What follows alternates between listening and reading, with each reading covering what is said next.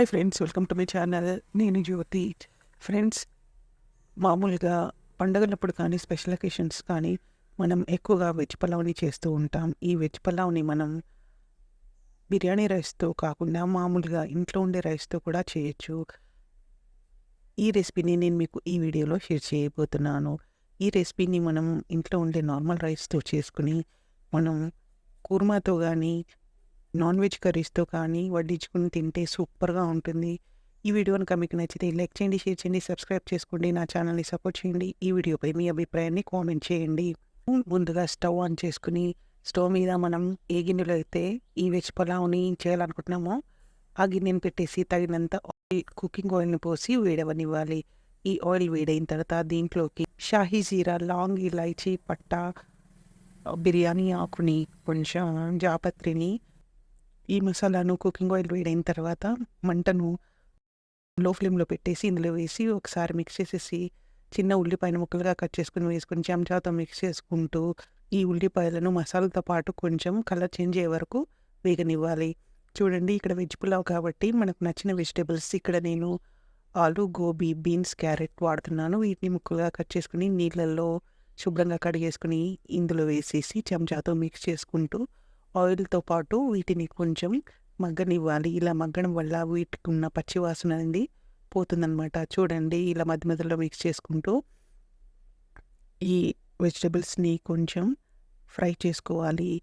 1 tea spoon అల్లం వెల్లిపాయ పేస్ట్ని వేసి చెంచాతో మిక్స్ చేసుకుంటూ అల్లం వెల్లిపాయ మంచి సువాసన వచ్చే వరకు వీటిని వేగనివ్వాలి. కొంచెం కొత్తిమీరను, కొంచెం పుదీనాను, కొంచెం కరివేపాకును, 2 పచ్చిమిరపకాయలను స్లిట్ చేసుకుని ఇందులో వేసేసి చెంచాతో మిక్స్ చేసుకుంటూ వీటిని కొంచెం వేగనివ్వాలి. వీటి వల్ల మనకు టేస్ట్ అనేది చాలా బాగా వస్తుంది. ఇవి ఫ్రై అయ్యేటప్పుడు కూడా మంచి సువాసన వస్తుంది. మధ్య మధ్యలో మిక్స్ చేసుకుంటూ వీటిని ఫ్రై చేసుకుని ఇక్కడ నేను 2.5 గ్లాసులు బియ్యం తీసుకున్నాను. దీనికి డబుల్ వాటర్ పోసుకోవాలి.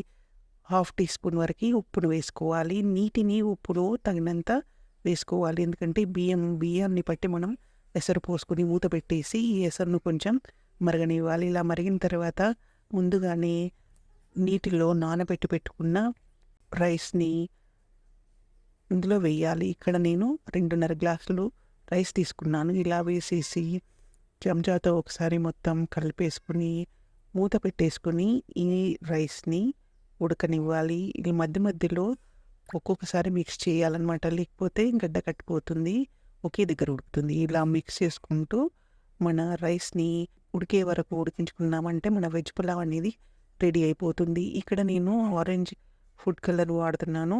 ఈ ఫుడ్ కలర్ అనేది ఆప్షనల్ మాత్రమే. ఇది కేవలం మనకి కంటికి ఇంపుగా కనిపించడానికి మాత్రమే వేస్తాము.